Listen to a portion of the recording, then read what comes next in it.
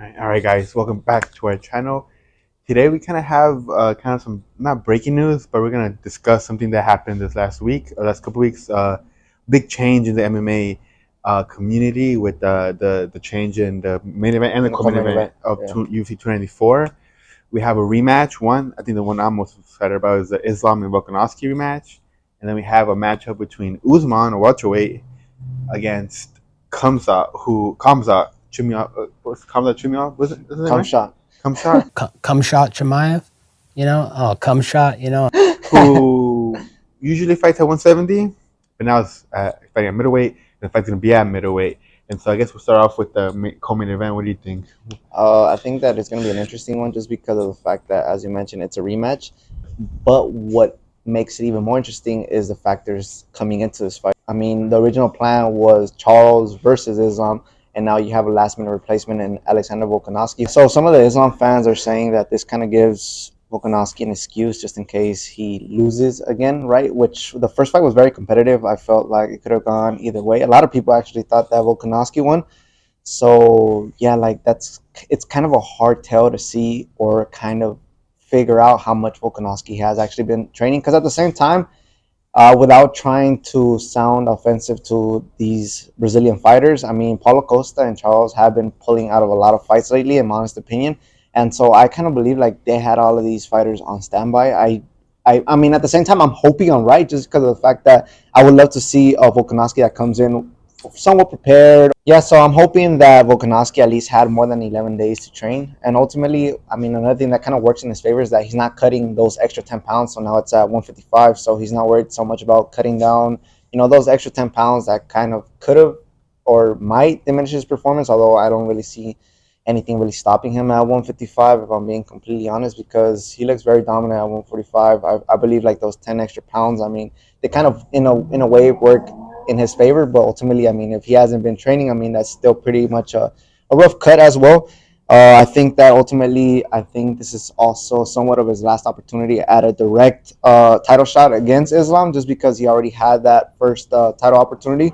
So this is kind of like a must win for him, because I don't really believe if he actually loses in a very, I think even if it's a close fight, I doubt they give him a third fight. There'd be no real storyline to tell if Islam beats him 2-0. Like, I just don't really see it happening. So I believe that ultimately Alexander has like everything to lose and everything to win as well. Yeah. We rarely see third grudge matches where it's 2-2 catching up. If he would have to put together 2-3 wins at 155, Yeah. At that point, he would have to find top 5 contenders. So he would have to fight Gaethje, Dustin Poirier, maybe even Charles if he can make it. But other than that, it's very difficult for him to get a direct title shot. Yeah. So if direct title shot's kind of out of the picture, he would have to go through the fucking gauntlet and fight those 3 people potentially, or get lucky again if someone pulls out. Yeah. But yeah, so the key thing is how much is Islam, or how much is Volkanovski training. Also, Islam was training for a grappling match, which is whole camp. I'm presumably was a wrestling camp, which he's very dominant at. So it's going to be interesting to see the change in styles, if he can adjust to the striking. Because the wrestling, he's a better wrestler than Volkanovski. Also, Volkanovski 111. They noticed what his cardio like, was he training, and he struggled with the wrestling. Or not struggled, but he got taken down and had his back taken. And in the first fight with the full cam, so we'll see if Volkanovski or if Islam can maybe finish Volkanovski this time, because we saw that he has the edge in wrestling. And so it's interesting to see how things will play out. If I was Volkanovski, I would have been training this whole time. Yeah, like not training cap level training, but like staying in very good shape, staying within 5-10 pounds of 155, because Charles Oliveira has a history of cutting missing weight or dying making weight. Yeah, or he just not even making it to the fight at all. So I think last time he was in a horse accident. Oh yeah, horse. He was riding horses. A jockey. He was a jockey. Yeah, or something like that. Like he's riding a chariot, or he's a jockey or something, and now he got cut. So it's safe to say that he doesn't make it to fights pretty often.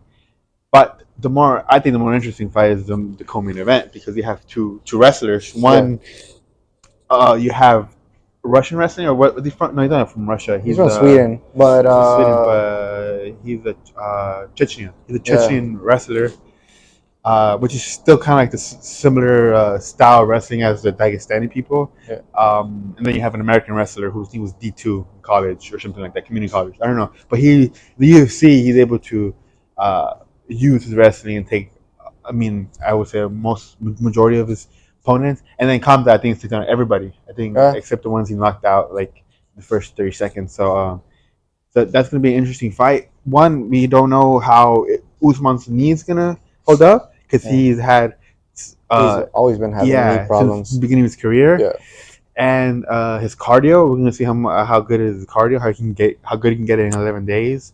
If he was even training, because that's kind of a weird, like, Volkanovski one makes sense because he's like up there with the 55ers, but with Usman, like, it's just out of left field. Like, Usman at middleweight is like no one really saw, so I don't think he was preparing to replace Paulo Costa, right? Yeah, I mean, at the same time, I mean, I wouldn't really doubt that they'd have him on standby as well, just because Paulo Costa as well misses a lot of his fights. Like, he doesn't really come into it. But as you mentioned, like, we don't know how Usman will actually look at 186 because, I mean, he's had physical problems with his knees. Also, I don't know how much or how confident he actually will come into this fight, especially losing. Which is weird, right? Because he lost 2 back-to-back, and now he basically is in a title eliminator. Like, he's going directly into, like, whoever wins this bout basically faces Sean Strickland, which is, at the same time, like, pretty good marketing in a way, just because, I mean, Izzy just basically said that he was going to take some year off, and I think that one of the reasons why, I believe Usman even said it himself, the only reason why he wasn't moving up to 186 is because Izzy had the title. Yeah. So ultimately, he didn't really want to face off against Izzy, and so now that Izzy's kind of out of the picture,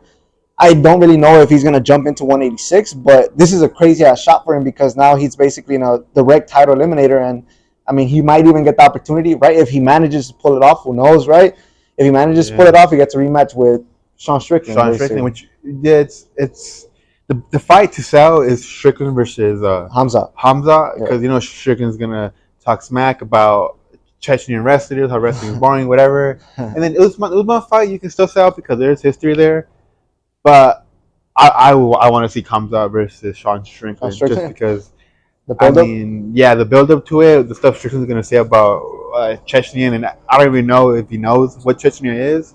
He's gonna disrespect a bunch of Russians, but also I don't think that fight ends well for Strickland because he's just gonna power double him because obviously Sean, as we broke it down in this video, has a very tall stance, very narrow stance, so he's susceptible to takedowns. He's a black belt in jiu-jitsu, which I don't know if that can make a difference with Khamzat. But it's very interesting because we have 2 fighters that are going in on 11 days notice. They're elite fighters, so let's see how elite they actually are, if they can overcome a very short training camp. If you can call it a training camp, 11 days is basically just making weight, never your training camp. So we'll see how it ends up. Also another thing, bro, like without sounding too disrespectful, I think like these matchups are a little bit more interesting than the previous ones, just because, I mean, if you really think about it, or from like the last bouts that we saw, I mean, Islam versus Charles, I hate to say that fighters quit, but it just kind of seemed like Charles didn't want to be there with Islam that first time around, bro. And then with Paulo Costa, bro, I don't think, or I truly don't believe that Paulo Costa would have had the endurance to keep up with the intensity that Khamzat's going to bring. And now, I mean, we saw a very close fight with Islam and Volkanovski, that first fight. And I believe that if Usman comes in with a somewhat of a good, I guess you could say, cardiovascular endurance, I believe he gives him a way better fight than Costa would have given Khamzat, bro. Like, with all due respect, right? Because you need a wrestler who's going to match a wrestler. Exactly. A wrestler's energy. And Paulo Costa gasses. But yeah, we saw Luke Rockhold. I think last fight, right? Luke Rockhold, yeah. They both gassed. So he was gassed against a gassed old Luke Rockhold. So that would have been tough to see him against in prime Khamzat, Chimaev, whatever. But yeah, it's very interesting.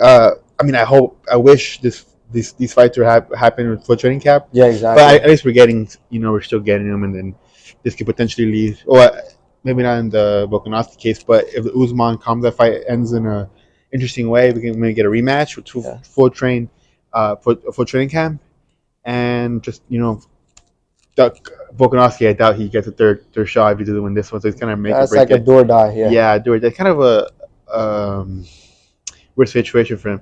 I mean, it shows how many how big his balls are because I mean, he has very little to lose or to win because he's fighting at a deficit because I mean he's 11 days his co-weight. But I mean 11 days to co-weight you, so he has no training camp essentially. And if you lose, you're basically screwed. You have to fight Dustin Poirier, Yeah, you gotta Gaethje, work and your way up to the top. yeah, and who knows? Maybe even he would have to work his way to the top, and who knows? They might not even give him an Islam shot an Islam title shot until Islam drops the belt for whatever reason. Yeah, once Conor comes back, knocks him out. So yeah, that's basically we didn't give any fight predictions because I mean fight game unpredictable. Just giving because we don't know. Yeah, just giving you like the information that we have, and I mean I'm sure you guys have it too, but just giving our 2 cents on the situation. So yeah, it's a quick short video. Yeah, that's it. See you guys later.